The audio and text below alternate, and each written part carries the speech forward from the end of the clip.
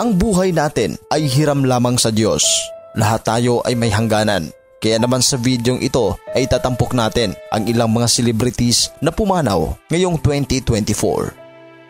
Jacqueline Jose. Pumanaw sa edad na 59 anyos ang batikang aktres na si Jacqueline Jose noong March 3, 2024. Si Jacqueline Jose ay isa sa itinuturing na pinakamahusay na aktres sa industriya na naging mukha ng mga classic teleserye at mga pelikula. Noong 2016, kinilala siya bilang kauna-unahang Filipina actress na nagwagi ng Best Actress Award sa Cannes Film Festival para sa kanyang natatanging pagganap sa pelikula ni Brillante Mendoza na pinamagatang Marosa, kung saan ginawa pa ngang memes ang kanyang pag-arte dito sa pelikulang ito na kumain ng fishball. Marami ang mga nabigla sa pagpanaw ni Jacqueline, kung saan abutan na lang itong wala ng buhay sa loob ng kanyang bahay na sakto rin nung panahong iyon na wala itong kasama.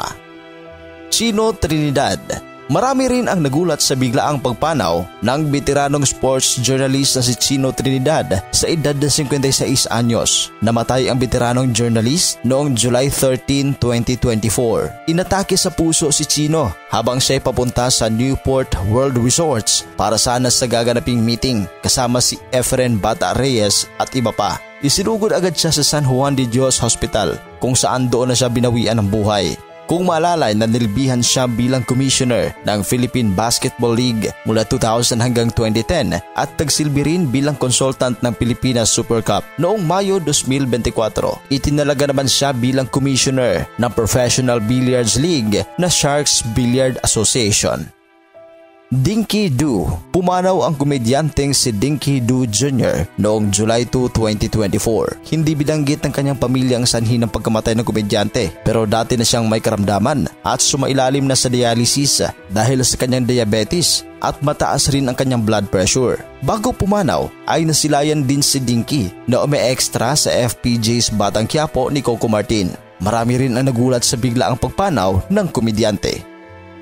Yoyong Martires. Pumanaw sa edad na 77 noong June 18, 2024 si Rosalio Yoyong Martires na dating Pinoy Olympian, Pasig City Vice Mayor at naging artista rin. Ang dahilan ng kanyang kamatayan ay ang komplikasyon dulot ng pneumonia. Naging bahagi si Yoyong ng Philippine Basketball Team sa 1972 Olympics. Naglaro rin siya sa PBA para sa kupunan ng San Miguel Beermen. Naging Vice Mayor siya ng Pasig City mula 2004 hanggang 2013 at konsihal mula 1995 hanggang 2004 at 2013 hanggang 2022. Napanood din siya sa ilang pelikula at programa sa telebisyon bilang komedyante.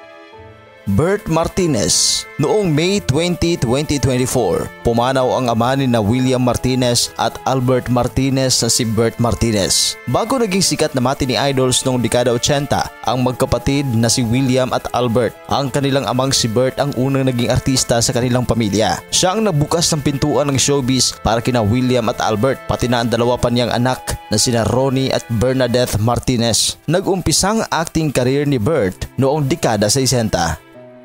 Carlo G. Caparas. Pumanaw naman sa edad na 80 ang veteran Filipino writer-director at comic strip creator na si Carlo J. Caparas. Hindi binanggit kung ano ang dahilan ng pagpanaw ng batikang nobelista at direktor. Ilan sa mga isinulat na kwento ni Carlo na nalathala sa comics ay ginawang pelikula gaya ng Panday, Totoy Bato, Bakekang, Gagambino at Elias Paniki. Naging direktor din siya sa mga pelikula na tinawag na massacre movies gaya ng The Visconti Massacre noong 1993. Noong 2009, hinirang si Carlo sa National Artist for Visual Arts and Film pero pinawalang bisa ng Supreme Court noong 2013. Naging kabiyak ni Carlo si Donna Villa na pumanaw naman noong 2017 dahil sa cancer. Deo Endrinal. Noong February 3, 2024, pumanaw ang head ng Dreamscape Entertainment na si Deo Endrinal. Siya ay 60 years old. Dahilan ng kanyang kamatayan ay multiple organ failure at bilang head ng Dreamscape Entertainment, si Deo ang nasa likod ng ilang mga pinakamalaki at pinakamatagumpay na programa ng ABS-CBN, kabilang na ang FPJs ang probinsyano. Nagsimula ang kanyang television career bilang isang writer hanggang naging producer ng iconic programs gaya ng ASAP, The Buzz, Game Ka Na Ba, Mula sa Puso, May Bukas Pa at ang The General's Daughter. Mayta Sanchez. Noong November 3, 2024, pumanaw ang dating aktres na si Mayta Sanchez, ang misis ni E.R. Hircito. Siya'y namatay sa edad na 55. Nagsilbi si Mayta bilang alkalde ng Pagsanhan mula June 30, 2010 hanggang June 30, 2019. Naglingkod din siyang vice alkalde ng Pagsanhan noong June 30, 2019 hanggang June 30, 2022. Nahalal si Mayta bilang National President ng League of Municipalities of the Philippines na pinumunuan niya mula 2010 hanggang 2016. Bago siya sumabak sa politika ay pinasok muna ni Mayta ang showbiz. Karamihan sa mga pelikulang ginawa ni Mayta ay ang action films na ang bida ay ang pumanaw na King of Filipino Movies na si Fernando Poe Jr. Kurita. Noong September 27, 2024 ay pumanaw ang sikat na music icon at OPM folk singer na si Kurita. Si Kurita o Socorro Avellino ay pumanaw sa edad na 73 years old at ayon sa mga balita, naging bedridden na si Kurita pagkatapos niyang ma-stroke.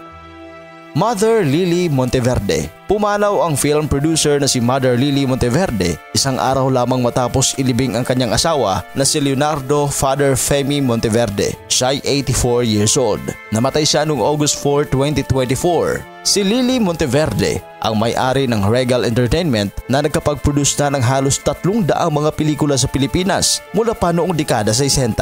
Para sa inyong reaksyon, please comment down below. At sa mga hindi pa nakapag-subscribe, huwag kalimutan na mag-subscribe sa Showbizcaster. Maraming salamat po.